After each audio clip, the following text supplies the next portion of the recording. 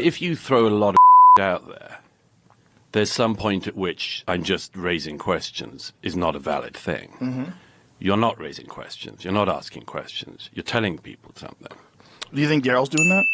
I think there's a whole bunch of guys doing that. I think Dave is doing that, very obviously. Dave's a comedian, but he's now mainly talking about Israel. No, I don't know if I'm mainly talking about Israel. That's all I see you on the internet doing. Yeah, but that's you. Well, that might be what you've seen, but I don't think that's. But that is also your shtick now, isn't it? Well, what do you mean by that's my shtick? Well, you're not a geopolitics guy in general, are you? This clip is going viral because it symbolizes pretty much everything wrong with the media ecosystem in America right now and with the media literacy of most people who consume it. This British guy in the video is right to point out that there is something off about comedians like saying like, I'm just asking questions. There's something weird about how cool it makes people feel to talk about people who are experts. But like, I get why they do it though. Listen to this guy. Have you been to the crossing points? No. When were you last there at all? I've never been. You've never been? Like, here's a cartoon of a talk down your nose British ivory tower piece of Also doesn't make sense when people are like, this guy's right. Joe Rogan never has experts on his show to contradict him. Bro, this is an expert on his show contradicting him. And remember when he was in the middle of his COVID misinformation and he had an expert on his show contradicting him? 2 to 4-fold increase in the instances of myocarditis. Yes, but you know what? Hospitalization. You know that there's an increased risk of myocarditis among that age cohort from getting COVID as well, which exceeds the risk of myocarditis from the vaccine. I don't think that's true. I don't think it's true. I don't think it's true that there's an increased risk of myocarditis from people catching COVID that are young versus increased risk of myocarditis from the vaccine. No, there is. There's both. Well, let's look that up because I don't think that's true. 2 seconds later. Myocarditis is more common after COVID-19 infection than vaccination. But is this with children? Yeah, we're talking about young people. Men and boys aged under 30 after this is what it says here. With children is the issue. Well, no, we were talking about 15-year-olds. Well, we're talking about young children. Male child. 12 to 17. 12 to 17, more likely to develop myocarditis within 3 months of catching COVID at a rate of 450 cases per million infection. This compares to 67 cases of myocarditis per million at the same time following their second dose of Pfizer.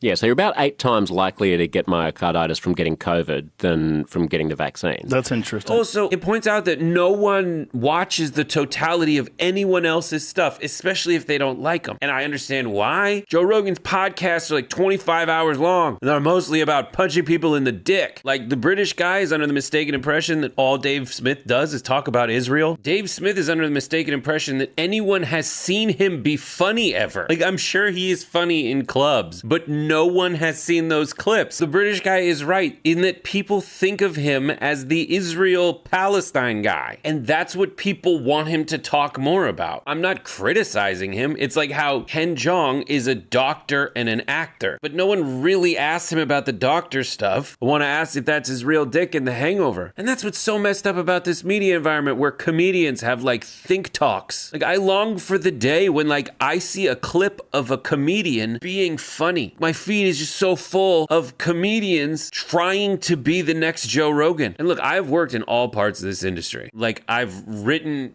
pure comedy. Somewhere back there's an award for it. I also have worked in news. I've worked in like the ungodly baby those two things had called infotainment. Ugh. And the one thing I can say very confidently is like there's only like 25 journalists left. The rest of it's not journalism. Most of it's opinion, because that's the only thing that generates revenue and or hasn't been bought up by a billionaire. And I understand that people can confuse journalism with podcasting. In both of those scenarios, they're just asking questions. The difference is in journalism, the journalist will go to a bunch of different people and ask them the same question and different questions and then fact check their answers to those questions and then actually, quote, do their own research and have an editor make sure that like they did their own research. But like most stuff is in journalism. Like if you look in the White House press room, that's not journalists. There's a couple, but like if the people are there in the press room because they are filling the seat of someone that Donald Trump kicked out of that press room for asking him like a real question and pushing back on his answer, that's not a journalist. And you get moments like this.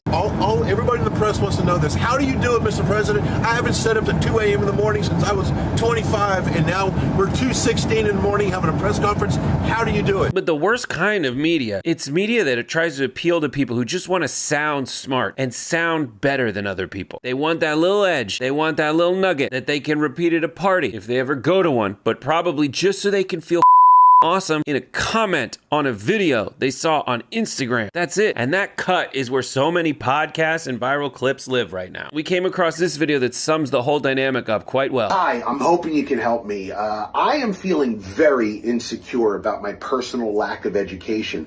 And what I'm really looking for is a set of alternative factoids that run counter to mainstream education that I could use to feel superior to people who are actually educated on those subjects. Should these alternative facts reflect objective reality, or do you not care? No. They don't have to be reflective of reality. In fact, if you want, you can make them dangerous to myself, to my family, to the community. I'm not looking for accurate facts. I'm just trying to tamp down this inexhaustible supply of insecurity that I feel whenever someone knows more about a subject than I do. Well, all right then. I have some podcasts for you. What's hilarious to me is this fake modesty inherent in this, like, oh, I'm just a comedian, I'm just asking question approach. But like, let's be honest, no comedian's modest. The whole thing is like, yo, I'm a performer, but I don't need a cast. I don't need anyone. It's just me. Give me a microphone so these thoughts can be louder. There's no modesty in I'm just a comedian. And especially in the like, I'm just a comedian here to prove that experts suck. There is nothing modest in saying that you're smarter than not just one expert, but experts. This dynamic only appeals to the millions of people who think they're smarter than everybody else. Like, people listen to Joe Rogan for the same reason they watch the Masters golf tournament. You watch it so that at many points throughout the multiple hours you're sitting there, you can feel better than people who are the best at this thing in the world. Like feeling superior to a guy who's #1 at golf in the world because this one time he missed a putt that I could make while drunk on 15 light beers that I drunk over the course of 14 holes. But I get it. Like, I hate this dynamic. This mentality is why Donald Trump is president of the United States again. And it's why, like, RFK is in charge of, I think, whether I live or die. Like, Trump picked him because he goes on these podcasts and is like, I'm just asking questions. And it has real life consequences. Like, he is going to, quote, look into the causes for autism, and guess who he put in charge of it? It stood out to us that Secretary Kennedy has hired someone named David Geyer to conduct analysis of the links between autism and vaccines. He was charged by the state of Maryland in 2011 with practicing medicine without a license. That was weeks after his father's medical license was suspended for putting autistic children at risk by giving them a hormone blocking agent. So, what should the public know or expect from the work that he will do for the U.S. government? So, all I can say is I would not concede. He's, to the best of my knowledge, he's not had any training after college in any of the sciences that we value here. What I think we can expect is the expected, that there will be an association determined between vaccines and autism because it's already been determined.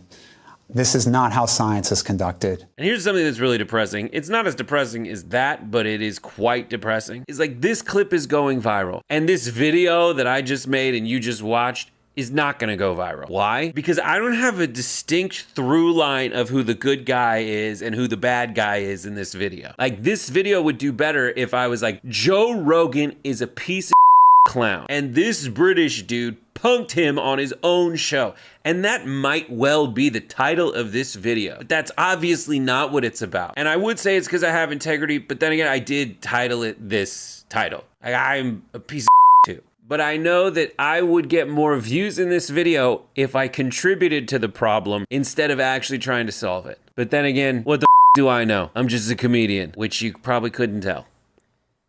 I appreciate when people make it to the end of the videos, because by the end it does end up kind of like this every time. But it is what it is.